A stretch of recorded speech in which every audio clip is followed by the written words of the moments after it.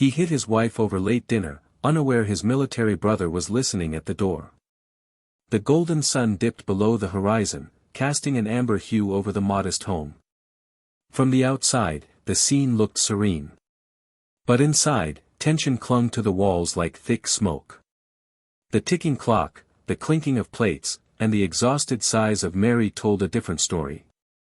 She hurried between the stove and the sink, her movements fast but weary. Her eyes, ringed with fatigue, betrayed how long the day had been. From dawn, she had been working, scrubbing clothes, helping their teenage daughter, Grace, with homework, and then tending to a sick neighbor. Dinner was meant to be simple, yam porridge and fried fish, but she was running behind schedule. Her heart pounded with worry. Would David be furious again? The gate creaked. Heavy boots echoed closer, each step like a drumbeat of dread. Mary's hands trembled as she gently dropped the fish into sizzling oil. The sharp crackle filled the kitchen, but it couldn't drown out the sound of the front door swinging open. David stepped inside, sweat glistening on his brow, shirt halfway unbuttoned. His gaze swept the room, landing on the bare dining table. His lips curled in frustration. "Mary," he called, voice cutting through the silence like a blade. "What's this? Every day I come home to this nonsense. No food?" Mary rushed into the doorway, wiping her hands nervously on her apron. Her voice was soft, uncertain. "I'm sorry, David. I just wrapped up Grace's lessons and stopped by to check on Mrs. Oladipo." "Oh. And is she your husband now?" he barked. "Is she the one you married? I come home, and you're off playing nurse. Where's my food?" Grace, sitting at the table, pretended to study. But her eyes remained fixed on the pages without reading. Her small hands clenched under the table as she kept her head down, praying to become invisible. David marched into the kitchen. The smell of frying fish only irritated him further. "I break my back at that useless job, and I can't even come home to a hot meal. What exactly do you do all day, Mary?" Mary clutched her apron like it was armor. "It's almost ready. Just a few more minutes." But David yanked the ladle from her hands. "I'm tired of your excuses. You think you can disrespect me like this? In my house?" For a moment, the world stood still. Grace dared to glance up, her breath caught in her chest. "I do respect you," Mary whispered. "I just—" Before she could finish, his hand whipped across her face. The slap echoed. Mary stumbled back, the ladle clattering to the floor. Grace screamed and jumped from her seat. "Daddy, stop! Leave her alone!" David spun toward her, rage distorting his face. But he said nothing. Instead, he turned away, muttering, "This house won't kill me. I'm not the crazy one." Mary didn't cry. Not yet. Not in front of Grace. She bent to pick up the ladle, her hands trembling. Grace rushed to her side and whispered through tears, "It's okay, Mama. I'll help. Don't cry." Mary pulled her close. "We'll be all right, sweetheart. I promise." Meanwhile, just outside the gate, a figure stood silently, Emmanuel, David's younger brother. He wore his worn army uniform, boots covered in dust from the road. He had returned from the barracks, unannounced, after 3 long years. He had hoped to surprise his family. To laugh. To rest. But the sounds he heard from inside, the shouting, the slap, the sobs, told him this was no homecoming. Not yet. So he waited, hidden in the dark. Inside, Mary continued preparing dinner in silence. When it was ready, she set the table and softly called David. He walked over, sat down with a grunt, Grace across from him, Mary to his right. The only sounds were the scraping of forks and David's barely audible, "Thanks." No one spoke. After a few bites, David pushed the plate away. "It's cold." Mary didn't respond. Grace stared into her plate, blinking back tears. At the gate, Emmanuel clenched his fists.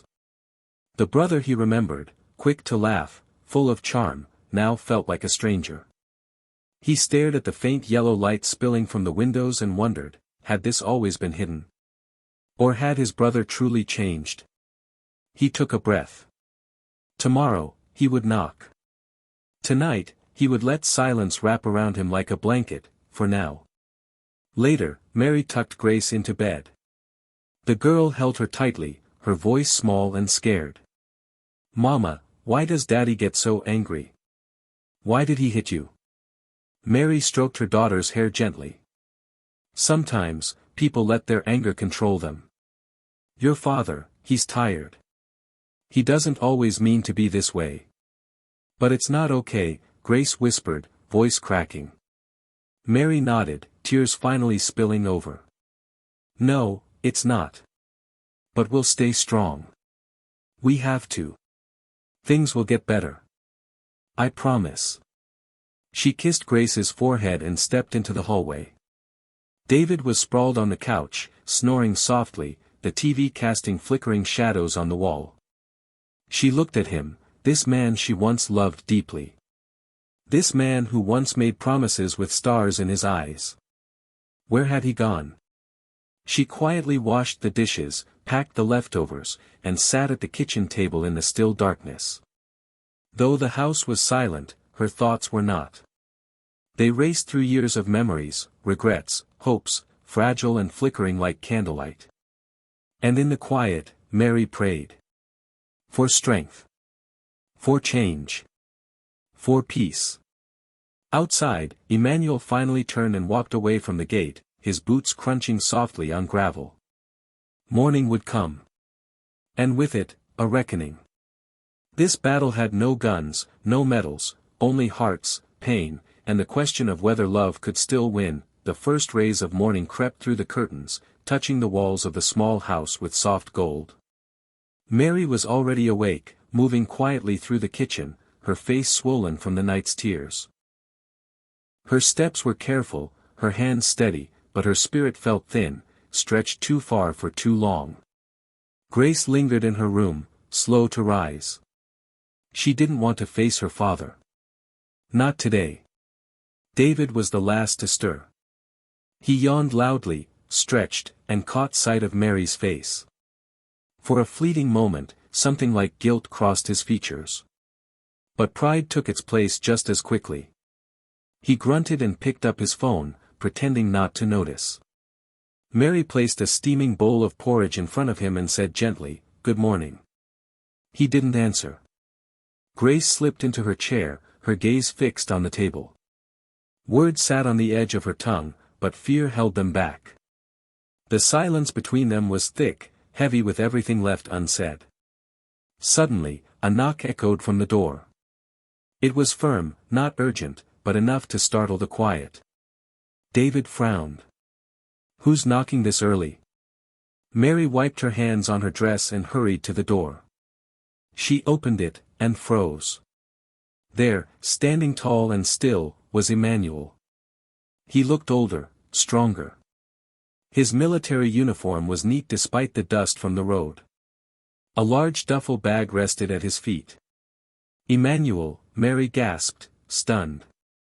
Grace peeked from behind her, eyes widening. "Uncle?" David was the last to react. Shock flashed across his face, then a bright smile bloomed, almost too fast. "My brother!" David shouted, rushing forward. He threw his arms around Emmanuel in a bear hug. "You didn't even tell us you were coming. Look at you, a real soldier now." Emmanuel hugged him back, but his face remained stiff, his eyes unreadable.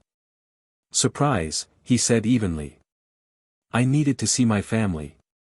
Mary's face lit up as she welcomed him inside. Grace hugged him tightly. Emmanuel ran a hand over her hair. "You've grown, Grace. Almost taller than your mama." They gathered around the breakfast table. Suddenly, David became cheerful, his voice louder than usual. He cracked jokes, filled Emmanuel's plate, boasted about his job. He was putting on a show, acting like everything was perfect. But Emmanuel noticed everything. He watched the way Grace stayed quiet, the way Mary forced her smile. He remembered the night before, the slap, the screaming, the silence. He turned to Mary. "How have you been? You look worn out." Mary paused, then smiled thinly. "We're getting by. Things are just busy." Grace kept her eyes down. Emmanuel's gaze drifted between Mary, Grace, and David. Something didn't sit right. The atmosphere felt off, like a song slightly out of tune. After breakfast, Mary began clearing the dishes. David clapped Emmanuel on the back. "Come on, let's sit outside. Just the two of us, like old times." But Emmanuel didn't budge. "Not yet," he said firmly. "I want to talk to Mary and Grace too." David's smile faltered. "What for? You just got here. There's plenty of time for all that." Mary's stomach tightened. Grace went still, sensing something was about to break. Emmanuel's tone changed. It was calm, but solid, like stone. "I was here last night," he said. "I didn't knock. I waited by the gate. And I heard what happened." The room stopped breathing. David's smile vanished. Mary's hands froze mid-rinse. Grace's fork slipped from her fingers. "I heard shouting," Emmanuel continued. "I heard someone crying. I heard a slap." He turned to David, voice low. "Why, brother? Why did you hit her?" David rose from his chair, fists clenching. "You don't know what you're talking about. You've been gone for years. You don't know how things work here anymore." Emmanuel shook his head. "Some things should never change. This is your home, not your kingdom. Mary is your wife, not your maid. Grace is your daughter, not your shadow." David's jaw tightened. "So now you come back and start judging me? You don't know what I carry. The stress. The pressure. It all falls on me. And that justifies what?" Emmanuel asked. "Turning your home into a place of fear?" Mary stepped in, voice shaking. "Please, Emmanuel. It's not what you think. David is just tired. He means well." But Emmanuel wasn't moved. "Don't cover for him. I've seen real hardship. I've watched men in war beg for a single day with their family. They would give anything for the life you have, and you treat it like a burden." David looked away, red creeping up his neck. But still, no apology came. Then, softly, Grace spoke. "I'm scared, Uncle," she whispered. "All the time now." Silence fell like a blanket. Mary pulled her daughter close, her eyes wet. Emmanuel turned back to David. "Listen to her. Listen to your own child." David looked at Grace, really looked. Her eyes were puffy, her hands trembling in her mother's lap. His breath caught. He opened his mouth, then closed it again. I didn't know," he mumbled. "I didn't realize." Grace didn't respond. She buried her face in Mary's arms. The air hung heavy. Emmanuel stood. "You have a choice. Keep pretending nothing is wrong, or start fixing it. I didn't come back to watch this family collapse." His words were a hammer, breaking the silence into pieces. "If you won't respect your wife and your daughter," he finished, "then you've lost respect for yourself." David slowly sat back down, shoulders sagging, pride crumbling. Mary's voice was soft but steady. "We want peace, David. For Grace. For all of us." David shut his eyes, breathing heavily, his thoughts swirling. Emmanuel walked over and gently placed a hand on Mary's shoulder. "You're not alone anymore," he said. And something shifted. Not a conclusion, but a beginning. Night fell heavily around the small house, the darkness pressing against the windows like a secret trying to stay hidden. Dinner sat on the table, quiet and untouched. The food was warm, but no one seemed hungry. Emmanuel pushed the rice around on his plate. He glanced at Grace, who looked pale, and at Mary, whose smile looked more like a mask than comfort. David sat stiffly, chewing slowly, lost in thoughts he didn't want to speak. The silence was louder than any argument. It pressed on their chests, weighed down their words. When the meal ended, Mary quietly cleared the plates. Emmanuel stood up and faced the others. "Let's talk," he said. "All of us. No holding back tonight." They gathered in the cramped living room. The air was thick with unease, as if everyone braced for something to crack. David sank into his chair, eyes glued to the floor. He looked like a man trying to disappear. Emmanuel's voice was calm but unflinching. "You need to listen, David. I haven't just been away playing soldier. I've heard things. I've kept in touch." David's eyes flicked upward, wary. "I know what the neighbors say. I know about Grace's school troubles. I know Mary's been selling odds and ends at the market just to keep things afloat." David sat up, anger bubbling. "So you've been spying? You think wearing a uniform makes you better than me?" Emmanuel raised a hand. "No more lies. Everyone in this house is hurting, and not just because of money or pressure. It's fear. And last night, I saw it. I heard it." David's jaw tightened. "You don't know what I go through. I give everything I have. I come home to complaints and cold food." Mary's voice came next, steady and sure for the first time. "No one is against you, David. But we live in fear. We don't laugh anymore. Grace flinches when you speak. I walk on eggshells just to avoid another outburst." David shot to his feet. "So it's all me now. I do everything for this family." Grace's voice slipped into the room like a whisper, but it landed like a blow. "I used to love coming home, Daddy." She was trembling. "Now I wish school would never end."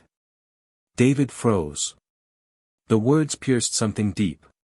Emmanuel leaned forward. "Let me tell you what I've seen, David. Men dying in the field, holding on to pictures of their families, praying for just one more day at home. They'd trade everything for what you're squandering." Mary looked down, voice soft but sharp. "I'm tired. Of bruises. Of excuses. I've packed a bag more than once." David turned pale. "You wouldn't." "I would," Mary said. "For Grace, I would leave." Suddenly, Grace jumped up, tears pouring down her cheeks. "I can't take it anymore," she screamed, then she bolted through the door. "Grace!" Mary cried, dropping the plate in her hand. David and Emmanuel followed, panic slamming through their bodies. They tore into the night, calling her name. The girl's shadow darted toward the road, feet slipping on loose gravel. Her sobs echoed down the street. Then came the sound none of them could bear, a stumble, a cry, a body hitting the ground. She had tripped. Mary reached her first and dropped to her knees. "Grace! Baby!" David collapsed beside her, trembling. Emmanuel knelt next, his voice focused. "She's breathing. She's unconscious, but she's breathing." His face was tight with fear. "We need a hospital. Now." David scooped Grace into his arms. Mary ran at his side, her prayers tumbling out with her breath. Emmanuel flagged down a neighbor, who waved for a taxi. Everything became a blur. At the hospital, time slowed to a crawl. Fluorescent lights buzzed above. Mary sat in the waiting area, holding David's hand for the first time in years. Emmanuel paced like a caged animal. The doctor came out at last, his expression firm. "She's going to be all right," he said. "But she's been under serious emotional stress. That's dangerous for a child. He looked directly at David. Whatever is happening at home, change it. Or you'll lose more than you realize. David didn't speak. His eyes filled with tears, his heart heavy with guilt he could no longer deny. He pulled Mary and Grace close, whispering broken apologies. Later, back at the house, Emmanuel sat silently, watching his brother from across the room. Something was different now. Something had cracked. But whether it would hold, he didn't yet know. Mary lay beside Grace, cradling her gently. David sat alone, staring at his open hands, haunted by what could have happened, and what already had. Outside, Emmanuel watched the night sky. The war in this house wasn't fought with fists anymore. It was being fought in hearts. But maybe now, finally, there was a chance for peace. The hospital halls were still in the early hours, the only sounds being soft footsteps and distant beeping monitors.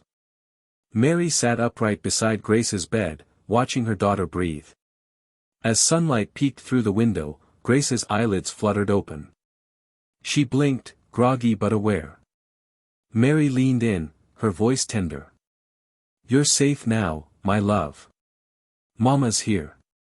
Grace smiled faintly, her small fingers reaching for her mother's hand. Across the room, David sat silently by the window. He hadn't slept. His face was drawn, eyes red. He stared at Grace, the bruises on her knees, the gauze on her head. Every injury cut him deeper than he'd ever imagined.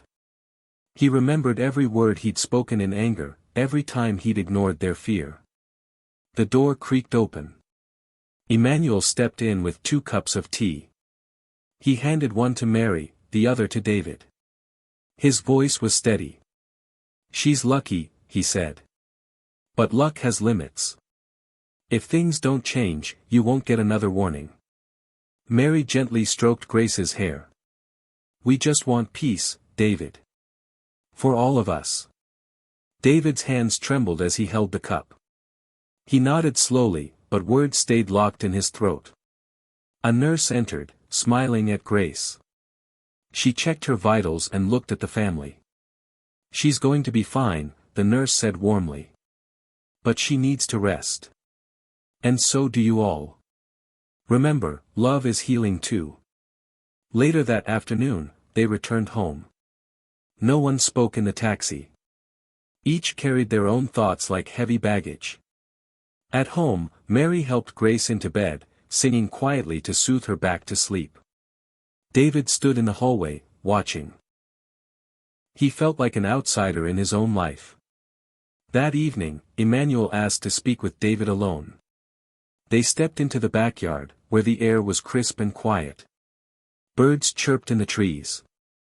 For the first time in a long while, the world felt calm. Emmanuel broke the silence. "You used to be my hero, David. You taught me how to ride, how to stand up for myself. I looked up to you. But now..." He looked his brother square in the eye. "You've become the bully. Is that who you want to be?" David's eyes filled with tears. "No," he whispered. "I don't even know when I changed. Work, pressure, trying to keep everything together, it all got too heavy. And I let it eat me." "That's not strength," Emmanuel said. "Strength is in patience. In kindness. You fight enemies in the field, but at home, you protect your own." David broke down, sobs shaking his shoulders. "I'm sorry, Emmanuel. I'm sorry for all of it." Emmanuel placed a hand on his shoulder. "It's not too late. But you need to act. Apologies mean nothing without change. Let them see who you can become." Inside, Mary stood at the sink, her hands wet from washing dishes. Her thoughts drifted between fear and hope. She wondered how much more she could take. Her eyes glanced toward the small bag she'd once packed, just in case. David stepped into the kitchen. Mary turned, wary. He came closer, voice soft and shaking. "Mary. I'm sorry. For everything. I hurt you. I hurt Grace. I lost myself. But I don't want to lose you both. I want to change. Mary's eyes filled. Her voice came after a long silence. Change isn't words, David. It's actions. If you want forgiveness, prove it. He nodded. I will. I promise. That evening, for the first time, David set the table himself. He called Mary and Grace to dinner. He thanked Mary for cooking. He listened, really listened, as Grace shared a small story from school. Then, in front of them both, he apologized again. From the heart. Emmanuel watched from the doorway. A faint smile touched his lips. He didn't know what the future would bring, but something was shifting. A beginning, not an end. Later that night, Emmanuel packed his bag. He hugged Mary, then Grace. Finally, he pulled David aside. He looked his brother straight in the eye. Home is a battlefield too, he said. But you don't win by fighting your family. You win by protecting them. David nodded slowly, eyes shining with resolve. He watched Emmanuel disappear down the dusty road, boots leaving clear prints behind. And in his heart, something unfamiliar stirred, hope. That night, the house was quiet. But for the first time, it wasn't the silence of fear, it was peace. Mary and Grace slept side by side. David sat alone in the kitchen, pen in hand, writing a list, things to fix, things to rebuild, things to become. He looked toward the closed bedroom door and whispered, "Thank you." It wouldn't be easy. But it would be different. Moral lesson. True strength doesn't come from dominance or anger. It lives in compassion, patience, and love. The wounds we cause with our hands or our words can last a lifetime, but so can healing, if we have the courage to begin.